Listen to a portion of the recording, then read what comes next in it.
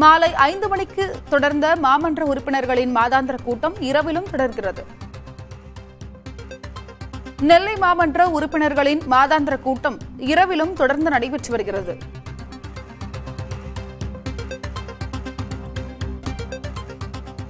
கூட்டம் தொடர்ந்து நடைபெற்று வருவதால் மாமன்ற உறுப்பினர்களுக்கு இரவு உணவுக்கு ஏற்பாடு செய்யப்பட்டுள்ளது. கூடுதல் விவரங்களை வழங்குவதற்காக செய்தியாளர் மருதுபாண்டி இணைப்பில் இருக்கிறார். மருதுபாண்டி, கூடுதல் விவரம் என்ன?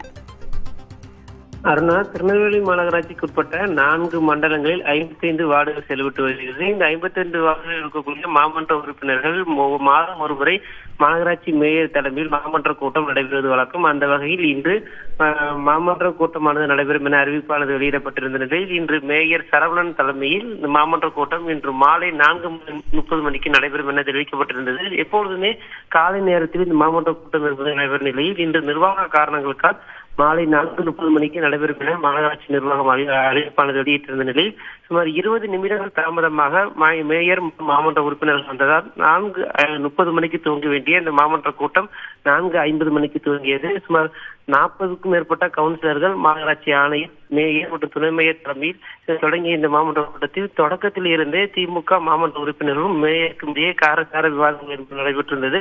மேலும் பலர் திமுக மாமன்ற உறுப்பினர்களே தங்களுடைய வார்டுகளில் உரிய அடிப்படை வசதிகள் இல்லை, திட்டங்கள் கொண்டு வருவதில் தாமதம் ஏற்படுவது என்பது குறித்து பல்வேறு குற்றச்சாட்டுகளை முன்வைத்து அல்வாவுடன் மாமன்ற உறுப்பினர்கள் மேயர் முன்பு திடீரென போராட்டத்தில் ஈடுபட்டனர். இதனால் அந்த பகுதியில் சிறிது நேரம் பரபரப்பு ஏற்பட்டு உடனடியாக பேச்சுவார்த்தை நடத்தி அனைவரையும் இருக்கைக்கு அமர வைத்தார்கள்.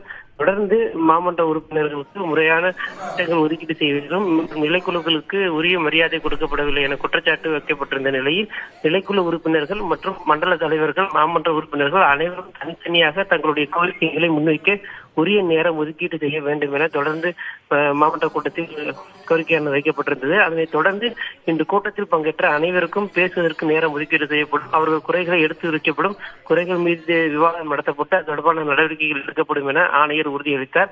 அதனைத் தொடர்ந்து சரியாக 5 மணிக்கு தொடங்கிய இந்த கூட்டமானது தற்போது 10 மணியை கடந்தும் தற்போது வரை நடந்து கொண்டிருக்கிறது.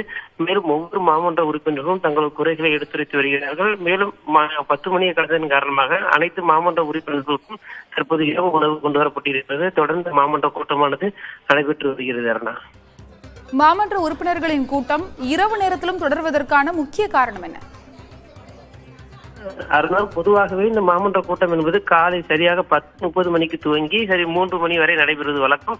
ஆனால் இந்த நிர்வாக காரணங்களுக்கால் 4:30 மணிக்கு துவங்கும் என தெரிவிக்கப்பட்டிருந்ததை தொடர்ந்து தற்போது வரை நடைபெற்று வருகிறது. பொதுவாகவே இந்த மாமன்ற கூட்டங்கள் என்பது சராசரியாக 5 மணி நேரம் முதல் 8 மணி நேரம் வரை நடைபெறுவது வழக்கம். அந்த வகையில் இன்று 5 மணிக்கு துவங்கிய இந்த மாமன்ற கூட்டம் 5 மணி நேரத்தை கடந்து தற்போது வரை நடைபெற்று கொண்டிருக்கிறது. மேலும் இன்னும் இந்த ஒரு அரை மணி நேரம் முதல் 1 மணி நேரத்திற்கு மாமன்ற கூட்டம் முடிய வாய்ப்பு இருப்பதாக மாநகராட்சி நிர்வாகம் தரப்பில் தெரிவித்திருக்கிறார்கள். உங்களுடைய விரிவான தகவலுக்கு நன்றி மருதுபாண்டி.